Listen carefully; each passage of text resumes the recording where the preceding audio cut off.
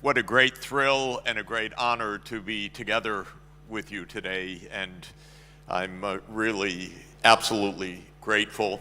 Pak Budiono, so wonderful to see you, and our dear Murray Pangestu, one of our favorite ministers of this country, and World Bank leaders, and very renowned world specialist in economics.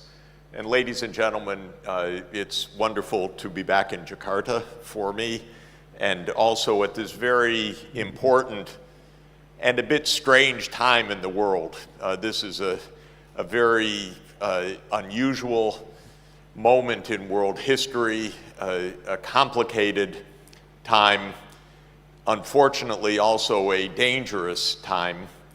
So I'm really very, very happy to see the intensity of concern and analysis that is taking place in Indonesia right now. What to do? How can Indonesia move forward in a very complicated geopolitical environment and a rapidly changing technological environment? And most importantly, how can Indonesia achieve good lives for all of the people of this wonderful country? And I'll put it in shorthand, how can Indonesia achieve sustainable development? Because I take sustainable development to be the framework for thinking about good lives. You know, when the Sustainable Development Goals were being negotiated between 2012 and 2015, the then Secretary General of the United Nations, Ban Ki-moon, set a commission to discuss sustainable development, and I always very much liked the name of the report of that commission. It was called The Future We Want. So the idea of the Sustainable Development Goals is really to build the future we want, and that is a future that I think has shared ideas and hopes all over the world, which is why it was possible for all 193 UN member states to agree on the Sustainable Development Goal framework at the end of 2015. So I want to define a little bit of that framework and then discuss what it means for Indonesia, of course, and what the challenges are in the world more generally for sustainable development. I take sustainable development to mean four things all together. So it's a comprehensive or holistic idea. One is quite straightforward. We heard it from the young man just a moment ago. He wants a better income.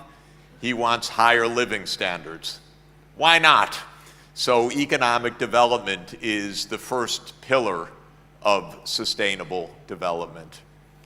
The second pillar of sustainable development is social inclusion or social justice, or as we say every day in the UN, leave no one behind.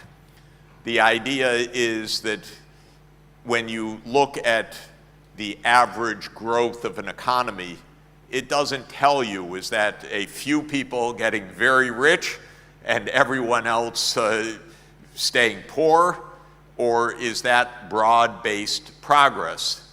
Is it the men getting ahead but not the women? Is it some social groups or religious groups getting ahead but not others in the society? And the idea of sustainable development as an ethical idea and as a practical idea for a good society is that everybody should be sharing in the progress. When that's not the case, not only is it unjust, but it's also very destabilizing. And in the United States, my own country, we've become two different societies almost in the last 40 years. Part is doing very well, thank you, and another part is really suffering. And you see that in every indicator. Incomes rising for usually college-educated households, but stagnant or falling for those who have a high school diploma but not more. Life expectancy rising for those with a university degree. Actually falling, declining life expectancy for those whose top educational attainment is high school or less. So we've become two societies in the United States. And so this is not what we want. The third dimension of sustainable development is the environmental dimension, and it's become central for our reality, not because we've all become lovers of nature, though nothing wrong with that, but because we are in a very, very advanced stage of environmental crisis, in fact. And the basic reason for that is that we have had a pattern of economic growth and resource exploitation for more than 2 centuries that didn't really pay very much attention to the environment. And certainly we didn't know even how to set the rules for the economy so that one could make progress economically, but also protect the environment at the same time. This has been going on now for, I would say, 200 years since the steam age began in England, and then the fossil fuel age began with the internal combustion engine and with the gas turbine and all of the massive increase of industrialization that was unprecedented, something never before seen in history. And along with that came a massive increase of the world population, roughly 10 times larger today than it was in 1800 when all of this industrialization began. And so we've got a lot of people and a lot of resource use per person, and we have reached several very, very significant, very dangerous environmental crises. And Indonesia is not a simple place environmentally. It's a unique system of ecosystems. It's extraordinarily fragile. It's extraordinarily beautiful. It's extraordinarily at risk in this period, partly from what's happening within Indonesia itself, how the economy works, but very heavily from what's happening globally, because Indonesia has a few islands, as you know. I think the count is 17,000, but I may be wrong. And the sea level is going to rise by several meters, most likely in the next couple of centuries. And this is going to be a colossal crisis everywhere. I also live on a small island called Manhattan, and if we have this rise of sea level as expected, the lower part of Manhattan will be underwater, deeply underwater. We also have our floods, and we never really fully recovered from a massive flood 12 years ago, a great storm that we had that caused about $50 billion of damage, and they thought they were pretty sophisticated on Manhattan, able to handle things. They left the backup generators of the hospitals in the basements, for example. So the hospitals lost power. We had disasters all over the place. And my own sense is that and it's not just my sense, it's quantitatively known, we're having massive environmental crises everywhere in the world now. You can't go to any place that doesn't have some record heat wave, some record drought, some record flood, some increased spread of dengue or some other diseases because of the temperature dependence. And so this is becoming absolutely startling. And our politicians have not been very good at understanding any of this, and even worse at reacting to it.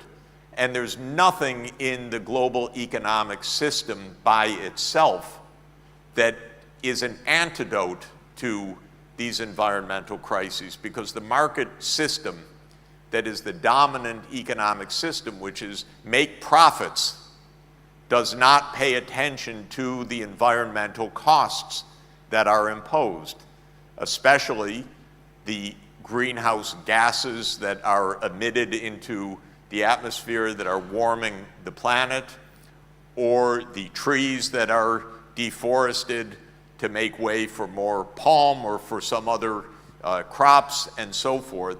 The market system just by itself cannot address these issues. And when the market system was highly praised as the right way to run an economy by Adam Smith in 1776, the idea was we have limitless land, we have limitless resources, ocean, land. What difference does it make? We can just expand. And that we know is not the case. So this third dimension of sustainable development is very real. We've been talking about it for decades.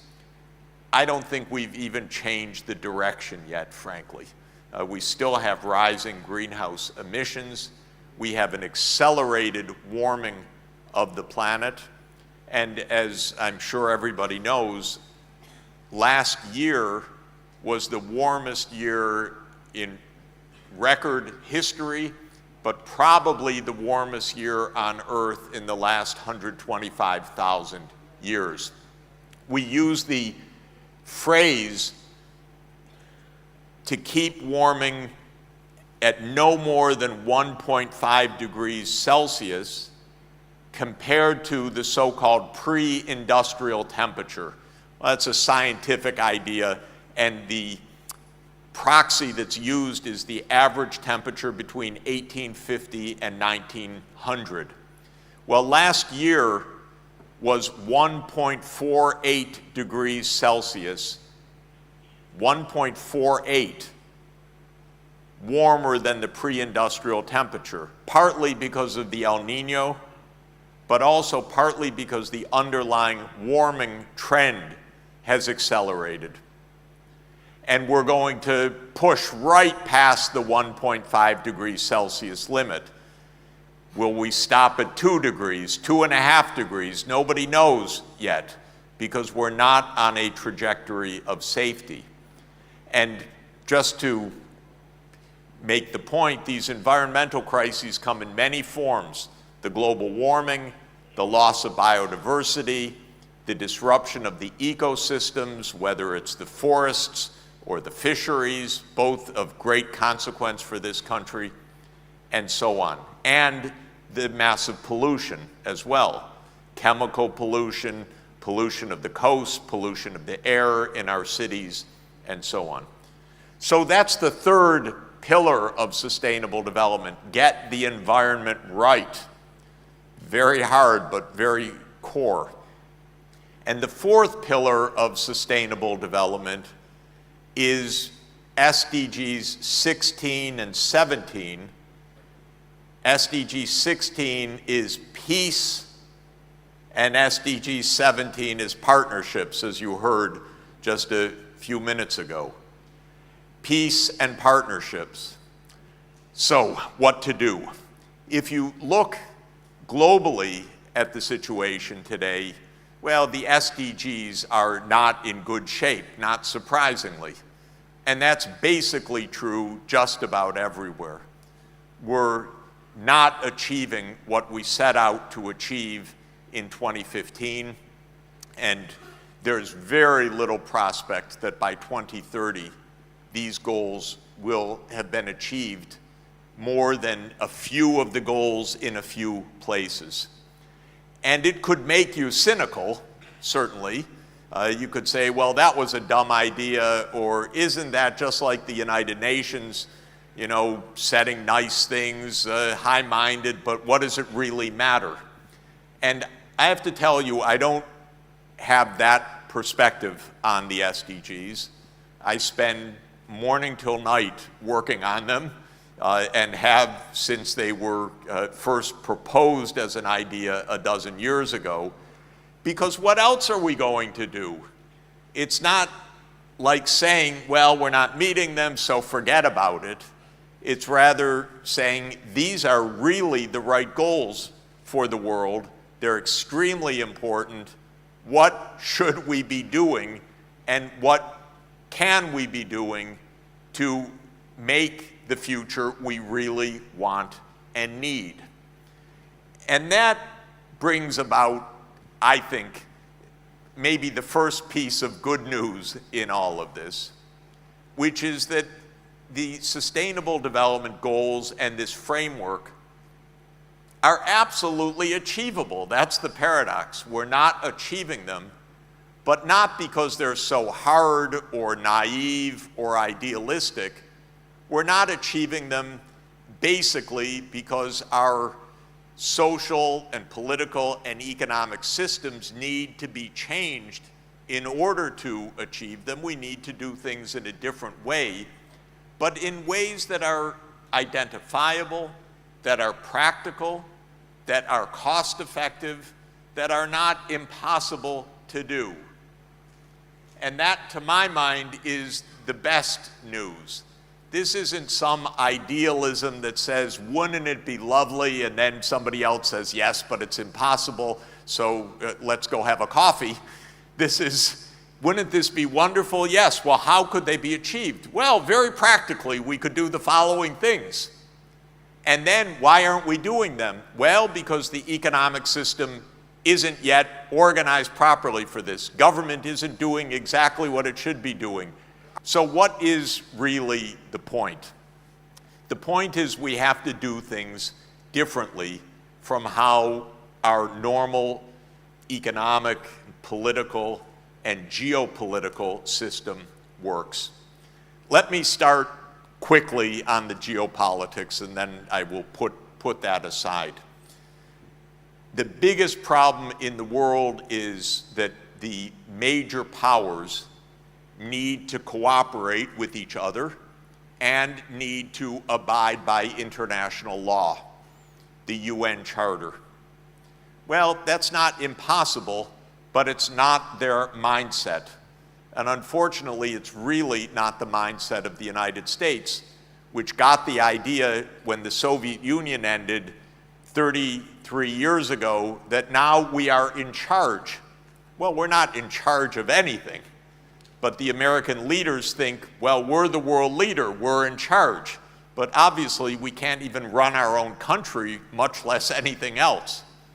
And so the mindset needs to change from the idea we're in charge to the idea we had better cooperate. So what is actually the steps to achieve, what are the steps to achieve sustainable development?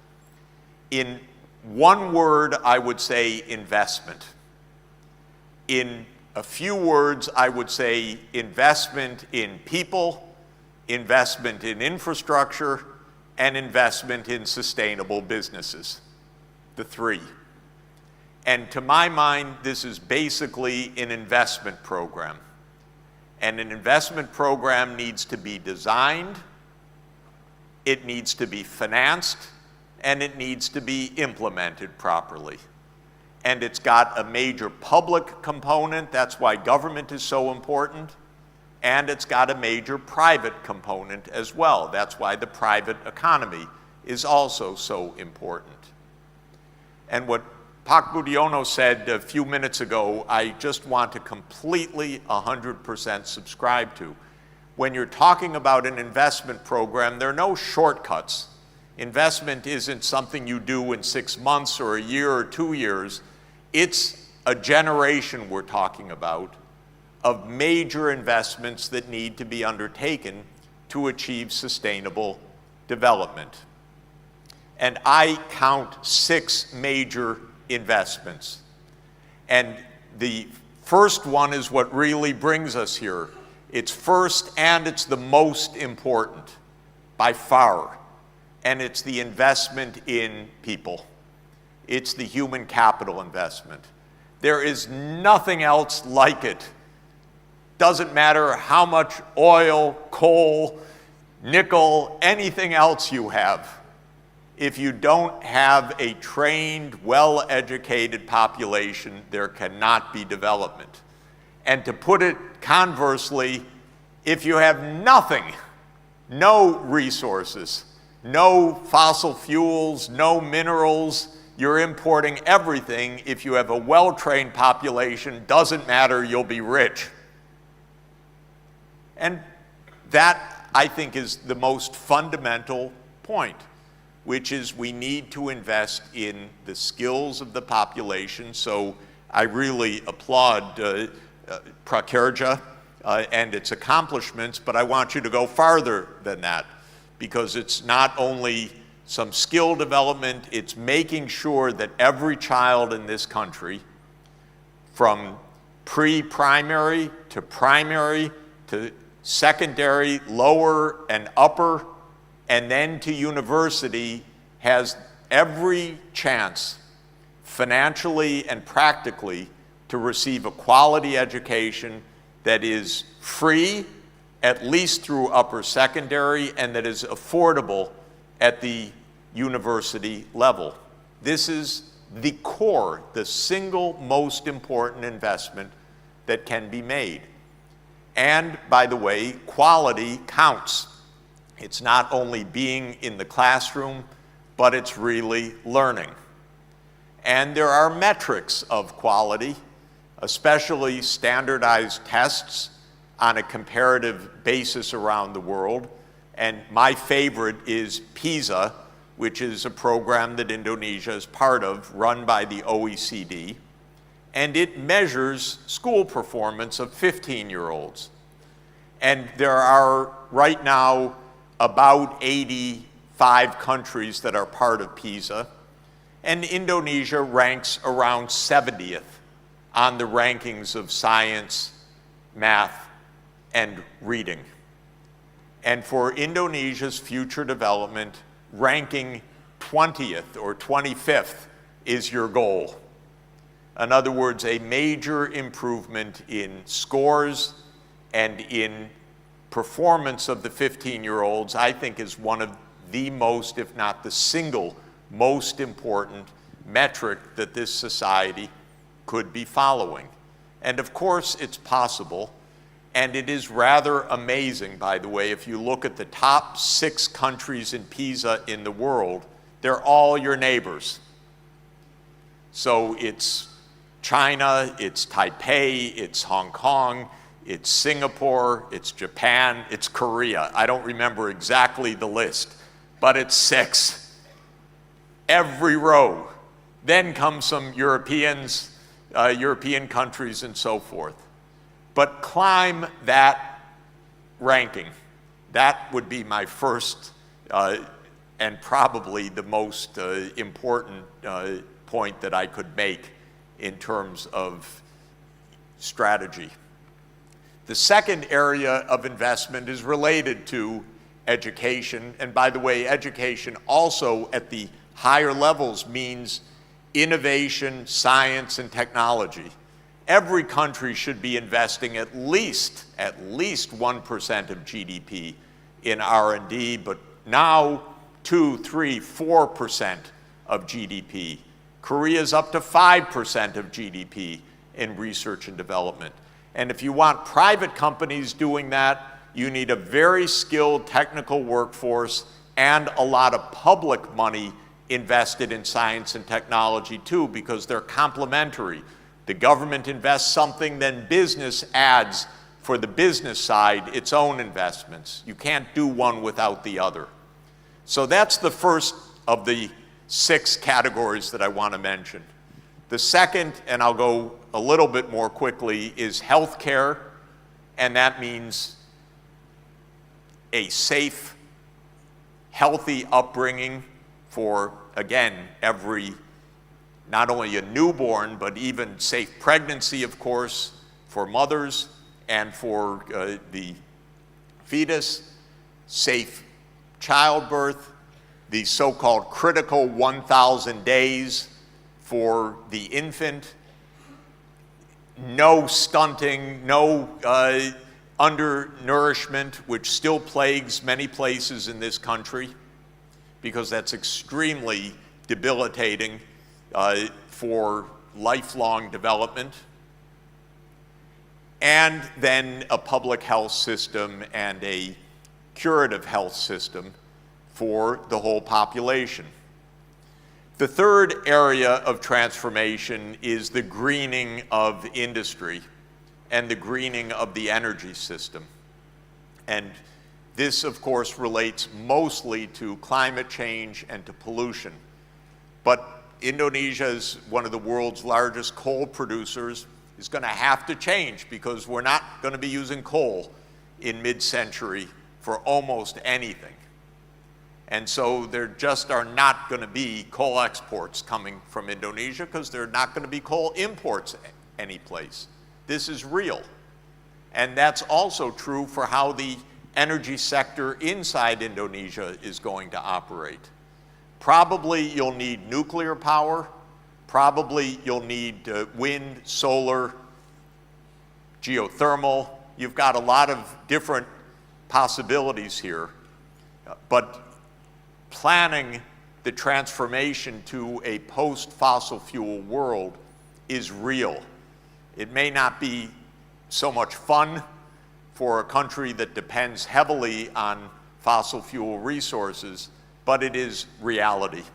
And the reality is not going away because every year is going to be warmer, because the crisis is going to rise, because even if the politicians don't like it today, in 5 years or 10 years, the world's going to be running around as if it's the end of the world because it's going to feel that way. And then there's going to be a crash course in energy system change, and the sooner this is being undertaken, the better for you, believe me. So this is the third area. And that means we're driving electric vehicles. It means the inter-island shipping is going to be electric. We're going to have different ships. We're going to have probably hydrogen fuel cell, large trucking, hydrogen, large oceanic transport, many, many basic but identifiable changes. The fourth area, extremely relevant for this country, is the sustainable land use. Indonesia's lost about 20% of its forest cover since the beginning of this century. That's a lot, and it continues. And I was in Sabah and Sarawak about 10 years ago to see a nature reserve, and so we were taken to a protected area, and as we were going on one side of the road, giant tropical logs were coming out, truck after truck after truck the other way, from a protected area, so-called. It wasn't very convincing. It was 25 miles of trucks, biggest trees I had ever seen, no doubt all on their way to China. And so this is really a relentless and difficult problem. The incentives of the market are very clear. Cut down the trees. Palm oil is very profitable, and tropical hardwoods are very profitable. But it's devastating. And for many, many reasons, which you know and I won't go into. And so how we do agriculture and fisheries, of course, because it's the same phenomenon, but on the coasts and in the oceans, we need really a deep change. And there's a lot of illegality, there's a lot of unrecorded activity, but there's also the ability to watch from the satellite every day what's going on. So it's not as if this stuff is happening without us knowing. It can all be monitored essentially in real time. It's a matter of management and rules and enforcement and setting the right framework. The fifth area is the urban infrastructure. Already Indonesia is about 60% urbanized. I think it was about 10% urban, this country upon independence. It's now about 60% urban, and according to the UN estimate, you'll be about 75% urban by mid-century. That's still a lot more people coming to the cities. And I know this is one of the big questions. More cities, new capital, and all the rest. Planning your urban space so it is livable, manageable, productive, green. Well, it's a common world challenge. And I think we're going to be remaking our cities a lot.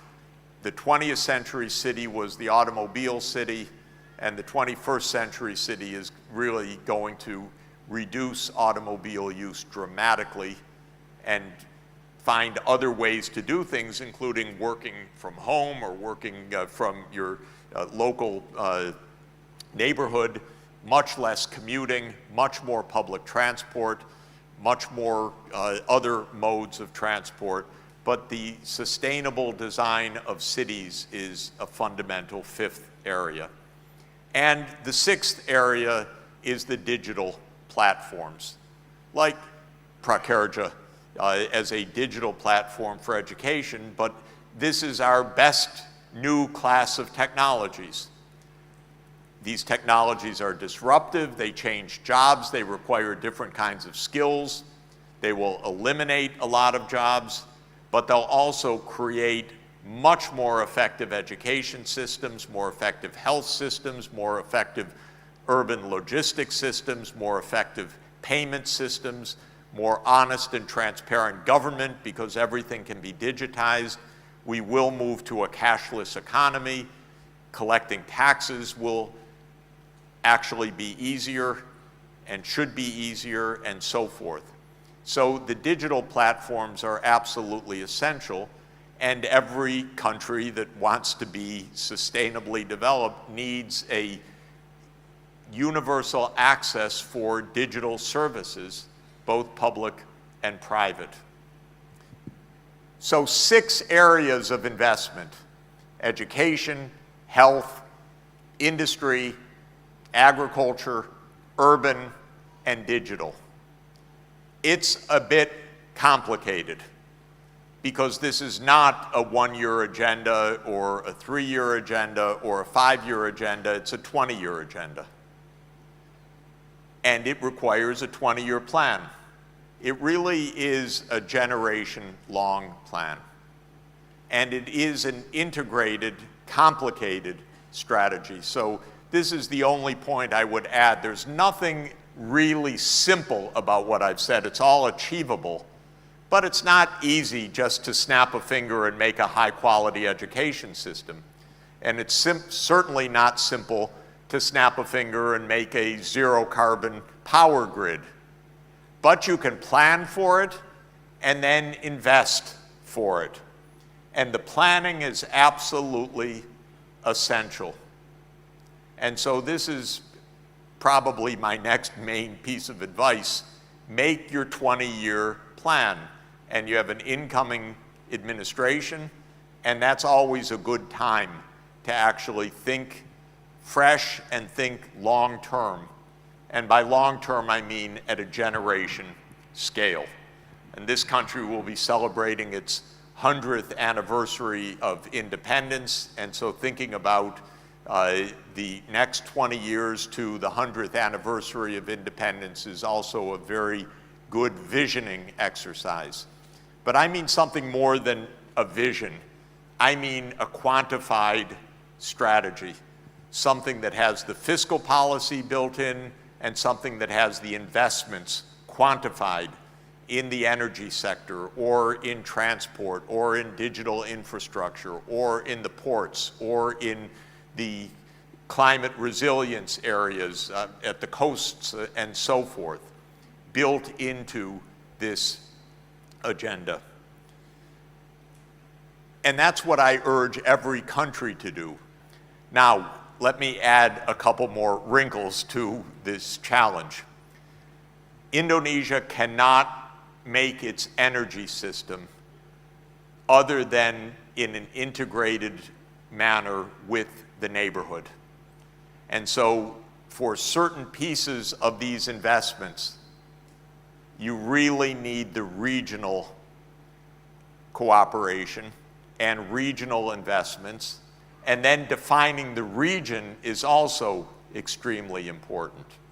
So one thing that Professor Wing-Tai Wu and I have been working on for the past couple of years is academic teams from around ASEAN working on the energy sector transformation, and especially where should the interconnections be between Vietnam, Laos PDR, Cambodia, Thailand, Malaysia, Indonesia, Singapore, Brunei, Philippines. Should there be interconnections everywhere? Do some stand alone? What is the most effective way to make this energy sector transformation? And this is an extremely important point, and it may be that even ASEAN is too small to think through this entirely. Maybe it really is right, though the project is temporarily suspended. I don't think it's permanently gone. The idea of a major submarine cable with Australia, to my mind, is probably a good idea. They've got lots of desert in Western Australia, lots of sunshine. You've got a lot of clouds here, by the way. So solar is not quite as good in the equatorial rainforest regions. And it may be that having a grid that is an RCEP grid, not only an ASEAN grid, that in other words connects the ASEAN 10 plus Australia plus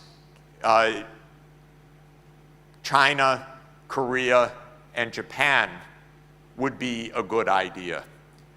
I'd like the engineers to give some advice on that. Is that feasible? Is that economically smart? Is that financeable? But I think that that is another example of the kind of question that needs to be asked. In some of the other areas, local is going to be fine and necessary. Schools tend to be local. Healthcare systems, local or island-based or national. But even in education, you need regional connectivity and international connectivity. Indonesia's universities should be even more closely programmatically linked to universities in the United States, in Europe, in China, in India, and in other regions, because this will also really help on quality and help on solving global problems as well.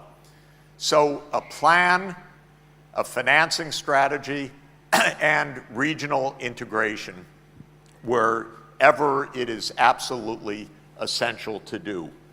Let me close with just a few remarks about the financing, because the bill for all of this is not small. The returns are very high. Investing in education is not cheap, for example. It's many percent of GDP. Maybe another 5 percentage points of GDP should be in your education budget. It seems impossible right now. Where would the fiscal space come for that? But I would tell you that the economic returns, not only the moral or the social returns, are enormous. For this country to grow rapidly, to sustain 5 or 6% per year growth for the next 30 years, has to be and can be achieved through a massive investment in education, but not at the levels of spending that you have now, at a much larger investment as a share of GDP. And the energy transformation is not cheap. The infrastructure transformation is not cheap. So all of this requires a lot of investment, At a global level, we're constantly saying we've moved from billions to trillions because the incremental investments that are needed at the global level are $4 or $5 trillion per year, most likely, if you include all countries of the world. But even that's not impossible because world output is more than $100 trillion. So maybe it's 4 or 5% of world output that should be devoted as an increment to these objectives. Maybe that's the answer. And that's achievable. We can invest another few percentage points of GDP. But we need financing to do it. So where does the financing come from? There are at least 2 points to make here. One is your budget framework. Indonesia is going to need to collect more revenues in the future to support higher levels of government spending, whether it's on education or health or infrastructure. So the revenue side of fiscal policy needs to be examined. According to the International Monetary Fund, Indonesia has revenues of around 16% of GDP right now. My guess is that by the time you reach the 100-year anniversary of independence in 2045, that should be at least 35% of GDP in government revenues. That's typical of high-income countries. There's lots of definitional issues of what gets counted as revenues, do provident funds and saving schemes, so I won't go into every little definitional issue of this. But definitely fiscal policy needs to adjust so that there can be larger government outlays in the future. But in addition to the revenues, I think there needs to be a borrowing strategy as well, both public and private borrowing. Fortunately, Indonesia is not a heavily indebted country. Again, according to the IMF data, the net debt to GDP ratio is under 40% for the public sector. That's pretty good. The United States is 100% of GDP. Japan, by the way, is about 150% of GDP in net debt. So you're still at very cautious levels of debt, but maybe the government will need to borrow more in order to finance critical investments in human capital and in infrastructure. And one of the things that will be extremely interesting and important and a major agenda item for Indonesia in the coming years, and Indonesia's already been a leader in this in its G20 and in the processes going forward, is making the global financial system fairer to countries like Indonesia, because this country pays too high interest rates for its borrowing, even though it's got better growth prospects and lower debt than countries like the United States, which have much higher debt, much slower growth, but pay much lower interest rates. This system is not right. It's not accurate. It's not fair. It gives too much privilege to the dollar and to the euro.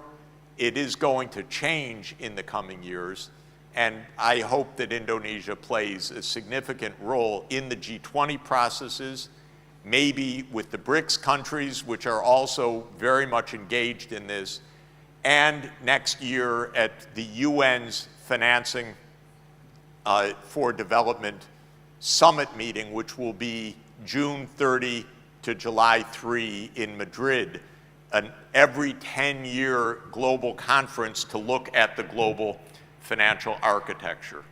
And this country also has been a pioneer of blended finance, of blending public and private financing in order to undertake major initiatives, for example, environmental sustainability. And this is a great area of leadership of this country, and one where I think Indonesia can play a very significant role, not only for Indonesia and the ASEAN neighborhood, but for the whole world, because blended financing strategies, mixing the public and the private sector to get the right mix is extremely important. And I'll conclude by just one very specific example of that. This year's G20, as you know, has the presidency in Brazil. And of course, President Lula and President Jokowi have been working closely together on this issue, from your G20 to the Brazil G20 through India. And so there's progress being made, but next year Brazil will host the climate conference as well.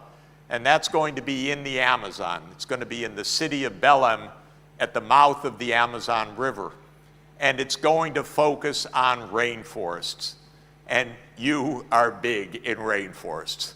And so the opportunity to work with Brazil on financing sustainable management of the world's rainforests will have a unique opportunity in 2025. And the partnership of Brazil, Indonesia, and the Congo Basin countries, all the world's equatorial rainforest countries, is a wonderful opportunity for the world.